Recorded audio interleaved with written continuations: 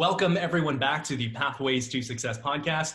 I am very excited about the guest we have on the show today, and it is Christopher Manske. He is the author of the upcoming book, The Prepared Investor. Chris, welcome to the podcast. How are you?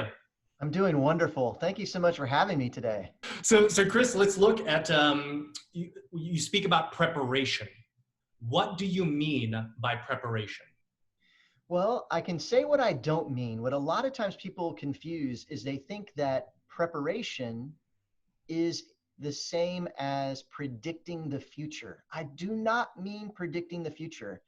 What I mean is you look to what is probable, you look to what you want to accomplish, and then you take the steps to avoid the pitfalls that make sense. And the easiest, most simplest way to think of this, because I've just went through it with my 16-year-old daughter, is you're going to be driving, you need to get somewhere, you don't want to have a flat tire. So if you see potholes in the road, you need to avoid them. I don't have to predict the future to say that there will be a pothole at the corner of Main and Smith. I just need to be on the lookout, knowing that if I see one, don't put your tire into the pothole. Mm-hmm. But I also know that it's likely you're going to end up with a flat tire. So let's prepare now so that you know how to deal with it. What is the pattern that you need to be ready for? Well, a flat tire has a certain sound to it. There's a certain feel to it. What do you do when you've got the flat tire? Okay, do you have the tools in the car? I didn't predict I would have a flat tire, but I was prepared because the tools are in the car. And we do this every day. I mean, everyone does this. You've got a protector on your cell phone because you might drop it and you want to be prepared for that event. You bring an umbrella with you to work because it might rain. I want to be prepared. I'm not predicting the future. I'm simply looking to what the pattern is and suggesting that we make the effort in the present so that if that bad thing occurs, we're going to be a little bit easier going with it. So the book is called The Prepared Investor. Why did you write this book? I wrote it because of all of the questions that I've received in my 20 years that in some way or fashion focus on what about if? What about if the terrorists attack? What about if the water supply gets polluted? What about if this administration gets us into a war? What about if the market goes down and no one has a job? What about if there's a disease? You know, we're dealing with that right now. Right now, yeah. People are concerned to the point of, I've watched in my 2 decades of being in the investment world, I've watched where words have been introduced into the language. A prepper is something today. The Wall Street Journal says that there's over 3.5 million people that they won't bury gold in their backyard, but they are truly interested in trying to be ready for a bad thing in the future. There's something that they're worried about, whether it's that the next virus is going to be major. Again, we know what that feels like. We're dealing with it. Or that there's a terrorist attack, or that there's some kind of a problem with cybersecurity and they can't access the internet the way they normally do. These things are realistic concerns, and it affects our money. It affects the way we use our money. How can we be ready for it? And who did you write the book for?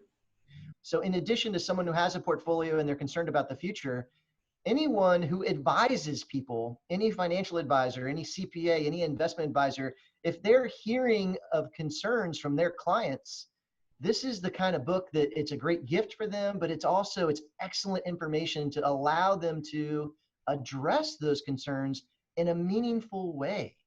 And the reason I say in a meaningful way is because one of the shortcomings right now in the investment industry is that Wall Street approaches every single crisis with the exact same solution. Regardless of the circumstances, the solution is do nothing, hold the course, stay with the program, don't make any changes. And this is like a stopped clock solution. because there are crises where that makes sense, but there's a lot of crises where it does not make sense, where there's truly opportunity that is being left on the table for the average investor, not for the hedge fund manager who's plugged in at Wall Street. I mean, for all of us with just a little education, just like sitting down with my daughter and showing her, this is how you change the tire. With just a little education, a little forethought, a little preparation, suddenly you're in a position to be able to protect and even grow your portfolio in the face of crisis. What are maybe 2 or 3 actions or strategies that listeners and viewers can implement next to help them at least start getting prepared for whatever may come? Spend less than what you make. Okay.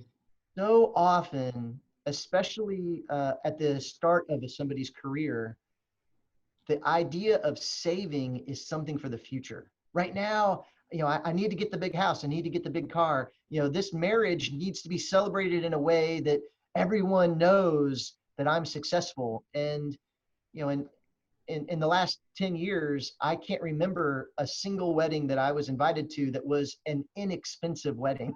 They're very expensive. So at the start of someone's career, it's very difficult to pay attention to that need to save. And what I suggest to folks is when you buy that fancy car, you get that overly large home, what you're doing is you're showing your community that you used to have money. You don't have it anymore because you've bought this, or now you're in debt and you owe someone something that you didn't have to. Mm-hmm. And if there was one habit or piece of advice that you could share with our viewers and listeners that would help us start to accumulate wealth, like what would that be? Right now, what most people do is they accept their pay into their checking account. They do whatever work they do, and their pay comes into their checking account. It's now available for them to spend. And the norm is that if they're ahead of the game and they're saving, as I just said, an important thing is to spend less than what you make, and they're saving, they'll usually have it set some certain amount of money is automatically removed from their checking account and sent to their savings account. And this is applauded. This is, this is something that we say, oh, good job. You're saving. That, set it and forget it, out of sight, out of mind. Lots of ways that we celebrate that behavior. But the problem with it is that it doesn't work in the long haul. So let me give you an example. We've got a husband and a wife. One of them is a consultant, the other one is a banker. Mm-hmm. And in the last 5 years, the consultant did a lot of overtime work that gave extra pay and received a bonus every year. The banker got 2 promotions, and there was 1 year that the banker got a promotion, got a bonus. Through all of that, they were saving their $1,000 a month into their savings account. It's a fixed savings, which means that all the extra money, what happens to it? For the vast majority of people, what happens is it gets frittered away, it gets spent, and what was a very powerful potential nest egg, seed is now just money that it kind of filtered through and was not really held on to. And the reason is because they were mentally thinking, well, I'm already saving. I'm saving. I've got my savings fixed. Set it and forget it. I don't have to worry about saving. So the way that I'd say we could combat that, and this is one of the action steps in the book, is that we swap where the money goes. So instead of the money going to your checking account, everything you make, if you do a garage sale, if you get a bonus, if you sell something on eBay, it's your regular W-2 money, whatever money that the family makes, it all goes into the savings account. And then a fixed amount comes out once a month, twice a month, whatever makes sense for your family, but it's a fixed amount that comes out for your lifestyle, for your bills. And when you do it that way, what you've done is you've fixed your lifestyle for the long term, but you've left your savings to be the flexible, growth-oriented machine that it should be, where I think most of your listeners, what they're doing right now is they've allowed their lifestyle to be the flexible, hey, however it works, and their savings is fixed and static. And if you switch it, it really makes a big difference over the long haul. That, I don't think I've heard that strategy before, but that sounds really, really good. I appreciate you sharing that. Huh. So, of all the financial books that have been written out there, and they certainly have changed my life, of the ones that I've read, what do you suppose is sort of the unique angle that you are presenting with your book? Well, I think that it's the action steps. You know, the one I just shared with you is a perfect example. It's a thought Yeah, that you just that's had not been exposed to yet. And I think a lot of your listeners haven't been. There's a number of action steps like that, a way to look at it that just turn it around a little bit and you can do better. mhm, But to be more specific, one thing that I think is going to really resonate with readers from the book is the uh, uncovering, the revealing of the pattern that represents the human reaction to crisis in the stock market. There is absolutely a pattern, and I've dubbed it the active war market pattern. There are certain types of crises that pattern can be expected to occur. mhm. Once you're educated and you know, okay, that's what a pothole looks like, I should avoid it. Well, now I know this kind of crisis leads to this kind of national reaction in the investment markets. I can either protect myself from it, or I could try to capitalize on it and get ahead because I know what the wave is going to look like. And so I think that, you know, the pattern, the active war market pattern, is going to be something that really sticks with people in the same way that, you know, like the book Outliers by Malcolm Gladwell. What I think Mhm. I really took away was 10,000 hours. 10,000 hours was the, you know, one of the many tenets in that book that I took away. I think in the prepared investor, it's going to be the active war market pattern. Yeah, yeah. Chris, close us out with any kind of final advice for all of us to sort of take steps to become a prepared investor. Well, I'd love it if they buy the book. You know, they can Google The Prepared Investor. It's sold all over the place. Amazon's probably the most common one. But in addition to that, keep in mind that we would never say, hey, I don't know when you're going to have a heart attack, so just go ahead and eat all the terrible food that you can eat. It doesn't matter because I just can't predict when that heart attack would happen. It doesn't even make sense.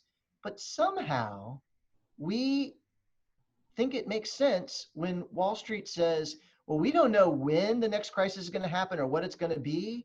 Mhm. We can't predict the future. So let's just do nothing to prepare for any eventuality. And when it hits, just stay the course. When I say it like that, you can see this doesn't make sense. And you know, I hope that, you know, that's a good way to leave your listeners as a final thought. Love it. Chris, tell us all how to connect with you, how to follow you. Once again, where to buy the book. Tell us all that. Thank you. Well, so The Prepared Investor, it's on, you know, any place that you buy books, Barnes & Noble, Walmart, Amazon. I'm on Twitter. You can find my company, Manske Wealth. Just Google my name, Chris Manske. We're really easy to find. If you'd like to connect, LinkedIn and Twitter are my two favorites, but you know, we're everywhere. And if you'd like to get more information, just shoot a note through the website. You can shoot a note through LinkedIn. I'd love to hear from anybody. Awesome. Chris, this was an amazing conversation. I really enjoyed having you on the podcast, and we'll make sure to have all of your contact information in the show notes as well. Thank you very much. Thank you. Vice versa. This has been a joy. And everyone else, thank you all for tuning in to another episode of the Pathways to Success. As always, make sure to subscribe, comment, and share, and we'll see you next time on the next episode of the Pathways to Success.